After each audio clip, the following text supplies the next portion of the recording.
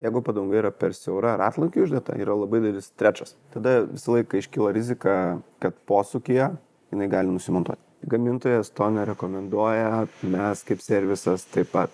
Tačiau kliento noras mums įsakymas. Jeigu tai yra proto riboje.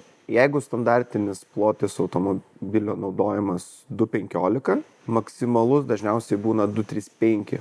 Kai yra padanga per plati, tai yra bėda su dilimu. Jaunimas mėgsta užsidėti platesnės padangas ir atvažiuoja ratų suvedimu. Ir pagrindinis suskundimas būna, kodėl kraštai padangos sudilę. Kadangi plotis padangos, kuris remiasi į asfaltą, yra didesnis negu numatyto gamintojo, ratų geometrija reguliuojama pagal gamintojo reikalavimą, automatiškai tas geometrijos duomenys nebetinka.